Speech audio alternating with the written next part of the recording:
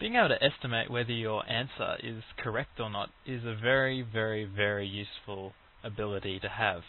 It can quickly tell you whether your answer is in the right ballpark or whether you need to recalculate it because it's way off the mark. So here I'm going to show you a couple of simple examples of guesstimating. So say we need to work out 1,234 times 1,234. Now, if we use our calculator, we might get an answer something like this. Now you've got to remember, just because a calculator is a powerful tool doesn't mean you're always going to get the right answer using it. Maybe you mistype on the keys, maybe you forget to type in a number properly, or maybe you use plus instead of minus or something like that.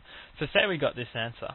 Well, it's always good to estimate or guesstimate whether the answer you got makes sense, whether it's in the right ballpark.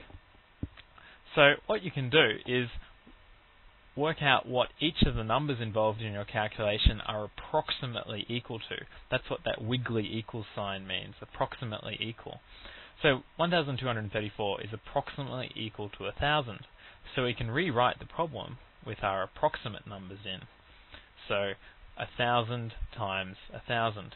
Now the reason we're rounding our numbers is so that they're easier to work with. So we can do this calculation in our head. We don't need to use our calculator. Now what we can do is split it up into two bits. First of all, we can multiply the numbers at the front of each number. So let's multiply the ones together. So 1 times 1 equals 1.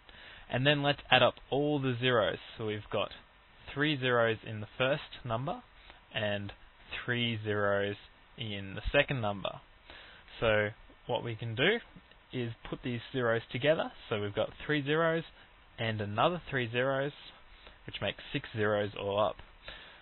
So now what we've got to do is put together these two parts. So we put together the 1 and the 6 zeros, and we'll get our approximate answer to this question. So we have a 1, and what I'm saying here is our answer should approximately equal 1 followed by 6 zeros, which is 1 million.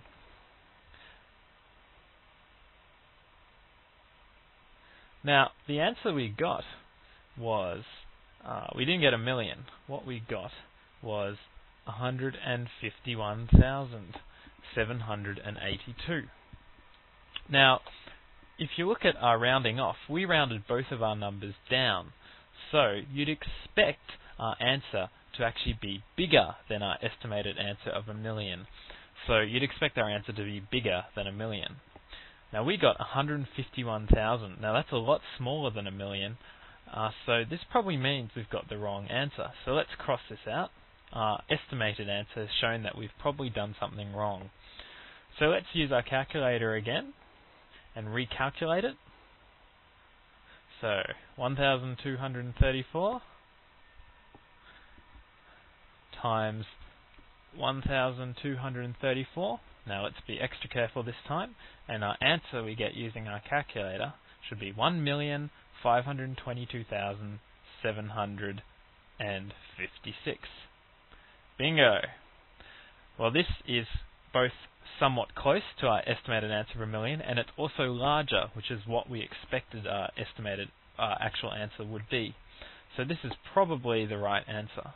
No guarantees, but it's a lot better than our first answer we got.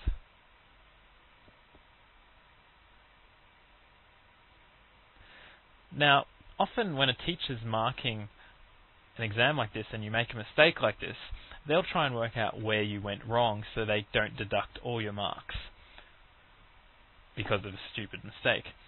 So in this case, what is very, very common is that you can sometimes forget to enter digits in your calculator. So in this case, if you multiply 1,234 by 123, you get the first answer we got, which was wrong, because we'd forgotten to put the 4 in at the very end of the second number.